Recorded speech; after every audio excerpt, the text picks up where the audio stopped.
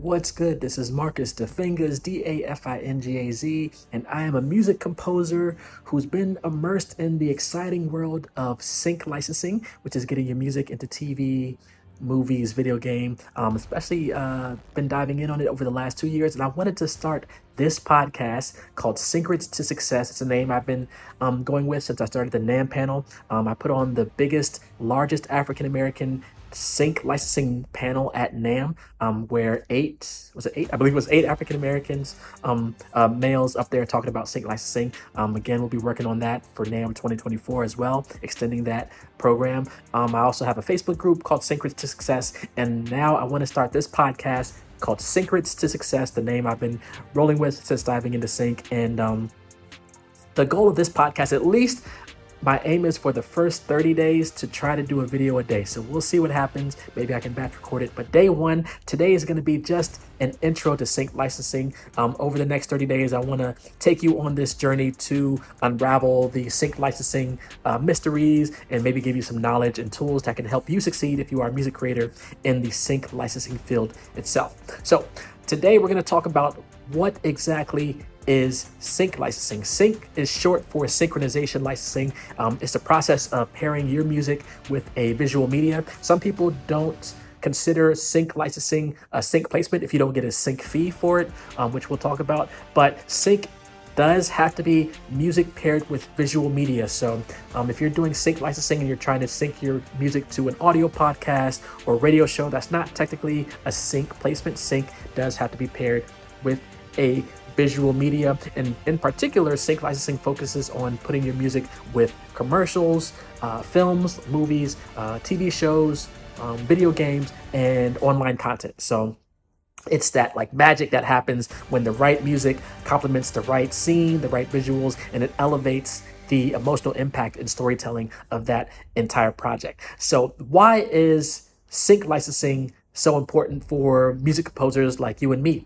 Well, sync licensing offers a multitude of exciting opportunities for us. Not only does it give us a chance to have our music featured on a global stage, but it also provides a substantial additional revenue stream for our compositions. So you can get paid on the front end if you have a sync fee or a sync advance, and then you can also get paid on the back end with royalties from your PRO. And then if it happens to be a song that is streaming and it blows up on streaming platforms, you can also get your mechanical royalties if people purchase a song or they stream it online. So there's a lot of ways to get compensated for having your music featured on a big placement on a show, a movie, TV show, commercial, things like that. So picture this with me. Imagine that your music is perfectly synced with an ad or a thrilling movie scene. It enhances the viewer's experience and it leaves a lasting impression.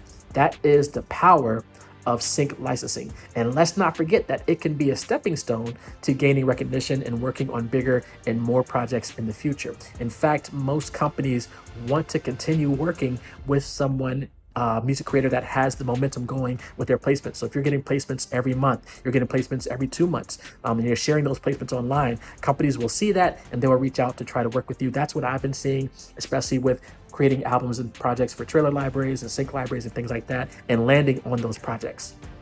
So who are the key players in the sync licensing ecosystem? We'll talk more about this in a future episode, but there are music supervisors who search, select, and license the music for various projects that they are working on. They are sort of the bridge between us as the music creators, the composers, and then the directors, the editors, the producers, who need the soundtracks to complement their visual creations. There are production companies and sync agencies, which are instrumental in connecting our music with the right opportunities. So the most direct connection for your music to a show or project is through a music supervisor, but building those connections can take years. And a lot of times these production companies and sync agencies already have those connections that they've been building for years, sometimes decades, with music supervisors.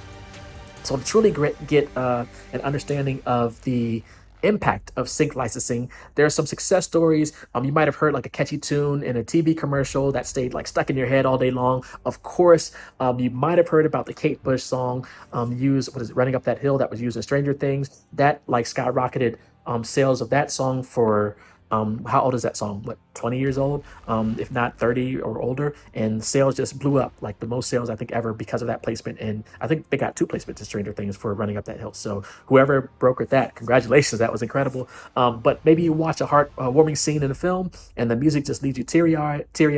There are prime examples of how the right music can make an incredible mark on an audience, and that is through the power of sync licensing. So now that you have sort of an intro to the world of sync licensing, hopefully I'm going to try to stick to this over the next 29-ish days, 30 days. We'll dive into an array of topics from understanding music rights to crafting sync-friendly compositions to negotiating deals to building relationships with industry professionals. So enjoy the ride. Again, I want to keep this going at least for 30 days. And then after that, maybe I'll branch out into once a week or every 2 weeks. But I definitely want to get sort of a comprehensive look from my perspective as I'm diving into sync licensing and trailer music, which is a whole nother beast. And hopefully, as I mentioned, by the end of these 30 days, you'll be well equipped to take on the sync licensing world. I'm sure I'll learn some things as I'm trying to teach you guys what I know, and we'll all come out of this like a seasoned pro. So thank you for joining me on day 1 of Syncrets To Success, the podcast, your guide to music and sync licensing stuff. And hopefully we will keep this journey going, and I will see you on day 2. All right. Peace.